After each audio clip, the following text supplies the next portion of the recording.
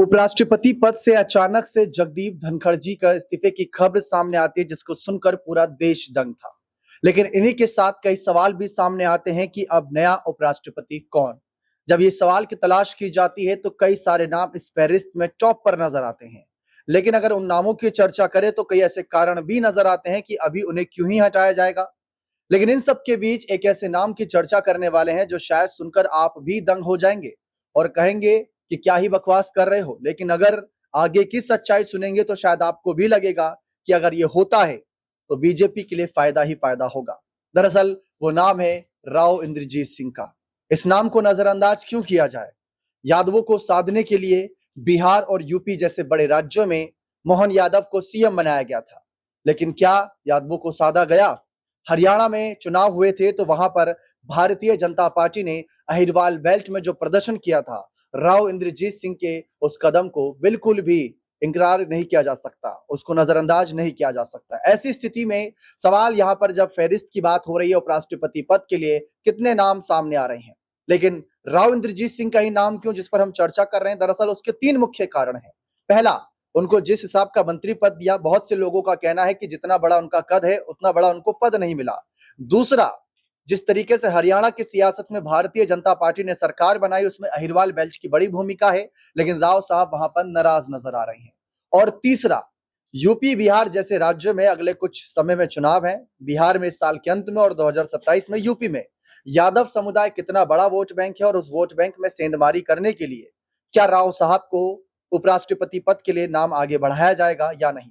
इन्हीं सवालों पर चर्चा करते हैं। यहाँ पर न्यूज रूम में मौजूद है हमारे साथ हमारे वरिष्ठ सहयोगी अमन सर मौजूद है। सर, राव इंद्रजीत सिंह के नाम को लेकर हम सवाल उठा रही हैं, लेकिन इस बीच ऐसे कौन से नाम है जो और भी सामने आ रहे हैं, इस पर हम आपसे जानकारी चाहेंगे। देखिए, बिल्कुल राव इंद्रजीत का जिक्र पहले आपने कर दिया, तो जाहिर बात है कि यहाँ पर उपराष्ट्रपति को लेकर अब कहीं न कहीं जो बनने की या बनाने की अब होड़ लगने वाली है, और कई नाम निकल कर सामने भी आ रहे हैं। कई लोग ये कह रहे हैं कि बिहार से वो चेहरा होगा, कई लोग कहते हैं कि कह सकते हैं कि बीजेपी के कोई कद्दावर नेता इस पद पर आकर बैठ सकते हैं। लेकिन यहाँ पर राव इंद्रजीत की अगर बात करें तो देखिए, लगातार 6 बार के वो सांसद हैं, हर बार कहीं न कहीं चुनाव जीत कर आ जाते हैं, और यही उनकी सबसे बड़ी ताकत है, क्योंकि उनकी बेटी ने भी ये बात कही थी कि आज के दौर में हरियाणा के अंदर राव इंद्रजीत से बड़ा नेता दूसरा कोई है नहीं बीजेपी के लिहाज से। तो ऐसे में जब से उपराष्ट्रपति का इस्तीफा हुआ है उसके बाद से ये कयास भी लग रहे हैं कि ये नाम होगा, वो नाम होगा।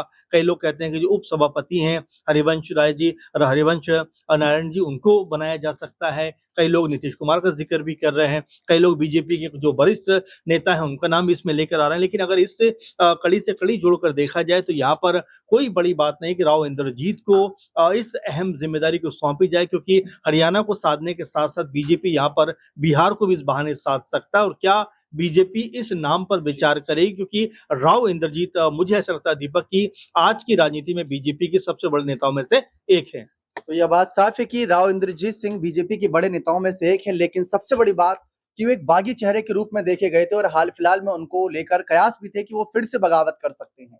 नाराज बताए जा रहे थे। इसी मामले पर ज्यादा जानकारी लेते हैं नाजमिन जी से कि उनका क्या मानना है कि क्या किसी ऐसे चेहरे पर विचार किया जा सकता है, क्योंकि यहाँ से अगर विचार किया जाता है तो एक ये भी संदेश दिया जाएगा कि अगर कल को कोई बड़ा नेता बगावत करके आता है तो उसके कद के हिसाब का पद बीजेपी देगी। तो क्या राव इंद्रजीत के नाम पर विचार किया जाएगा? देखिए, राव इंद्रजीत सिंह वाकई हरियाणा की राजनीति में एक बड़ा नाम है, एक बड़ा चेहरा है, और जो वो चुनाव लड़ते हैं वो चुनाव जीत जाते हैं, और इसी बलबूते पर अपनी ही सरकार को आंखें दिखाने का काम कर रहे हैं, चाहे बयानों के जरिए हो या फिर अपने विधायकों को अपने साथ लेकर शक्ति प्रदर्शन दिखाना हो, या उनकी बेटी आरती राव सिंह का भरे मंच पर बार बार ये कहना हो कि 6 बार के सांसद हैं और राव इंद्रजीत सिंह आपके इलाके में काम कराएंगे। राव इंद्रजीत सिंह जितनी उपलब्धियां उनके पास हैं इतनी किसी और नेता के पास नहीं होंगी जो लगातार 6 बार यहाँ पर सांसदी का चुनाव जीत जाए।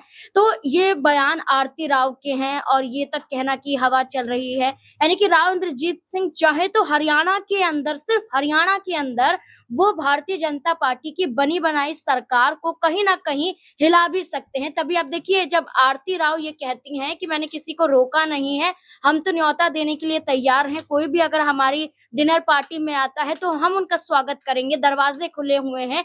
तो नाम मुख्यमंत्री का नहीं लिया जाता है, लेकिन मुख्यमंत्री बकायदा अपनी पत्नी के साथ आरती राव के आवास पर पहुंच जाते हैं। और आरती राव के आवास पर पहुंचने का सीधा अर्थ यही है कि कहीं ना कहीं डर तो जरूर है, और इसी डर के साथ ये भी नजर आ रहा है कि राव इंद्रजीत सिंह के समर्थक विधायक भी खुद ये कहने के लिए तैयार है कि राव इंद्रजीत सिंह है तो हमें डरने की जरूरत नहीं है, हमें संभालने के लिए, हमें आगे करने के लिए वो है। अब जैसे हमने उपराष्ट्रपति जगदीप धनखड़ का इस्तीफा देखा, एक डर उनके चेहरे पर भी नजर आया।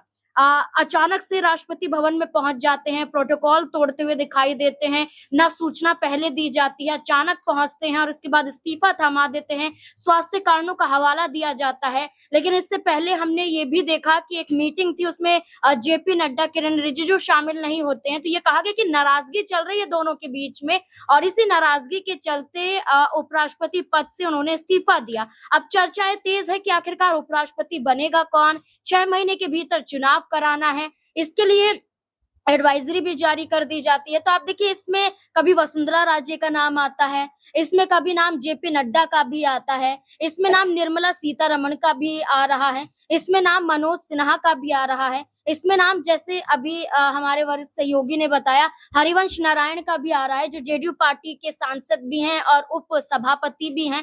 लेकिन आप जब सब नामों को गिन रहे हैं तो इन नामों में राव इंद्रजीत का भी अगर नाम आ जाए तो इसमें कोई दोहराए नहीं होगा, क्योंकि उनका कद भी लगातार उन तमाम नेताओं के बराबर ही दिखाई देता है। अब राव इंद्रजीत सिंह को आगे करने के फायदे आपको बताएं तो कांग्रेस के साथ एक लंबा समय उन्होंने बिताया है। हो सकता है कि अगर कल को उनके नाम को आगे रखा जाए तो कांग्रेस के भी कई नेता यानी विपक्ष भी उनके नाम पर सहमति जताता नजर आए। हरियाणा में हमने देखा था कि जब बीजेपी ने सरकार बनाई तो बहुत से लोगों ने कहा था कि राव इंद्रजीत सिंह को मुख्यमंत्री बनाया जाना चाहिए, और हाल फिलहाल में आरती राव भी ये बात साफ कहती है कि हमने सरकार बनाई। अब भाई, जिन्होंने सरकार बनाई उनको ही सरकार का नेतृत्व नहीं सौंपा गया। बहुत से लोगों ने कहा कि शायद राव इंद्रजीत सिंह की किस्मत में नहीं है, भाग्य में नहीं है सीएम बनना, लेकिन शायद उनकी किस्मत ने कुछ और मंजूर कर रखा हो उपराष्ट्रपति के पद पर। क्यों उनको नाम आगे करना चाहिए, हम दिनेश सर से जानना चाहेंगे कि राव इंद्रजीत सिंह की पहले तो हम उपलब्धियां जानना चाहेंगे, क्योंकि इतना बड़ा पद उस हिसाब से कद भी होना चाहिए। तो क्या राव इंद्रजीत सिंह नाम सही है उस पद के लिए? और देखिए दीपक, लोकसभा के सांसद के रूप में 6 बार चुन करके आए हैं राव इंद्रजीत सिंह, और मजबूत राजनेता के रूप में देखे जाते रहे हैं। जगदीप धनखड़ के मुकाबले देखा जाए तो राजनीतिक तौर पर ज्यादा परिपक्व नजर आते हैं, क्योंकि मुख्य धारा की राजनीति में लंबे वक्त से सक्रिय हैं। और अब जिस तरीके से भारतीय जनता पार्टी जातीय समीकरण को साधती है, तमाम वो फैक्टर्स देखे जाते हैं जिसके आधार पर जो जातीय वोट बैंक है वो उनकी ओर आकर्षित हो पाए, तो उसमें भी एक तीर से 3 निशाने साधे जा सकते हैं। बिहार में यादव वोट बैंक अच्छी खासी भूमिका में है, तो वहां पर भी यदि राव इंद्रजीत सिंह को उपराष्ट्रपति बनाया जाता है तो वो एक अच्छा चांस हो सकता है। दूसरा, उत्तर प्रदेश की राजनीति प्रभावित हो सकती है, और हरियाणा में भी फिलहाल जिस तरीके से जो बयानबाजी चल रही हैं और लगातार जो बयान सामने आ रहे हैं, चाहे राव इंद्रजीत सिंह की बात करें, उनकी बेटी की बात करें, या फिर तमाम विधायकों, मंत्रियों, विपक्ष के नेताओं के बयान सामने आ रहे हैं, ये स्पष्ट तौर पर प्रतीत होता है कि आगे आने वाले वक्त में बीजेपी यदि जातीय समीकरण को साधते हुए आगे विचार करना चाहे तो और इसका सियासी लाभ उठाना चाहे, तो फिर राव इंद्रजीत सिंह को उपराष्ट्रपति पद पर बैठाया जा सकता है, जिससे कि कहीं ना कहीं भारतीय जनता पार्टी के जो वोट बैंक है या जो उनकी राजनीति सियासी हाशिए पर लगातार आती हुई नजर आ रही है, वो यहाँ पर कहीं ना कहीं ठहराव ले सके। दीपक, यहाँ पर मैं लोकसभा चुनाव का जिक्र करना चाहूंगा। 2024 के लोकसभा चुनाव में जाहिर तौर पर एनडीए की सरकार केंद्र में इस वक्त है और बीजेपी उसमें सबसे बड़ा राजनीतिक दल है, लेकिन 2024 के लोकसभा चुनाव को देखें हम तो 2020 की तुलना में जेडीयू और बीजेपी दोनों ही गठबंधन के दलों को बड़ा नुकसान हुआ है।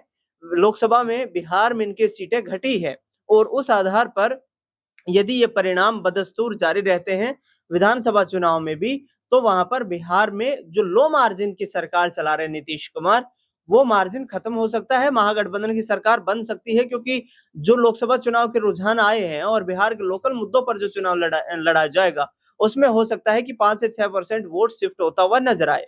दूसरा, यहाँ पर देखा जाए तो यूपी की बात करें, वहां पर समाजवादी पार्टी ने जो बाउंस बैक किया है अखिलेश यादव के नेतृत्व में, वहां भी अच्छा खासा फेंटा लगा है यहाँ पर बीजेपी को, और इसका सीधा मतलब यह है कि भारतीय जनता पार्टी के लिए परिस्थितियां उत्तर प्रदेश में भी आसान नहीं है। हरियाणा की तरफ बढ़े तो हरियाणा में भी 10 लोकसभा सीटें जीती थी 2019 में, लेकिन अब 2024 में ये परिस्थिति कुछ ऐसी है कि बीजेपी और कांग्रेस पार्टी बराबर खड़ी हुई नजर आ रही हैं, यानी कि वोट बैंक वहां भी बीजेपी का खिसका है। तो ओवरऑल देखें तो अहिरवाल या यूं कहें कि यादव वोट बैंक को प्रभावित करने वाली ये जो 3 राज्यों की रणनीति है, इन तीनों राज्यों में वोट की संख्या में यदि देखा जाए तो बीजेपी को नुकसान हुआ है, और नुकसान की भरपाई ऐसे ही हो सकती है जब एक ओबीसी चेहरे को बड़ी जिम्मेदारी दी जाए। तो हो सकता है कि राव इंद्रजीत सिंह की जो नाराजगी है उसको शांत करने के लिए उन्हें इस बड़े पद पर बैठाया जा सके। जी, क्योंकि मौका भी बन चुका है। जगदीप धनखड़ के इस्तीफे के बाद कई सारे नाम सामने आए,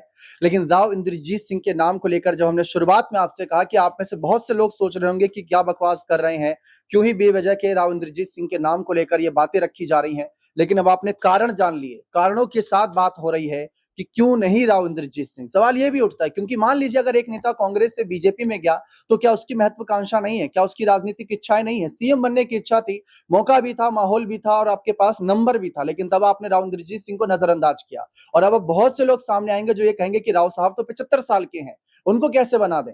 देखिए, आपने जीतन राम मांझी को, वही मोदी सरकार ने अपने कैबिनेट में, जो 80 साल के हैं जीतन राम मांझी जी, उनको आप जगह देते हैं, लेकिन 75 साल की जब बात आती है राव इंद्रजीत सिंह की, तो आप उनको क्यों नजरअंदाज करते हैं? क्या उम्र के तकाजे को ध्यान में रख रही है बीजेपी? अगर ये हकीकत है तो हेमा मालिनी जैसे बड़े नेताओं के भी इस्तीफे की मांग करिए, उनको भी हटाइए। 75 साल की उम्र में तो चुनाव उन्होंने भी लड़ा। ऐसे कई सारे नामों की फहरिस्त यहाँ पर रखी जा सकती है, लेकिन अगर उम्र को लेकर सवाल नहीं है, काम को लेकर सवाल है, तो शायद जिस तरीके से यहाँ पर हमारे तमाम साथियों ने बताया, राव इंद्रजीत का नाम भी टॉप पर रहना चाहिए। बने रहें चैनल के साथ, बहुत बहुत शुक्रिया।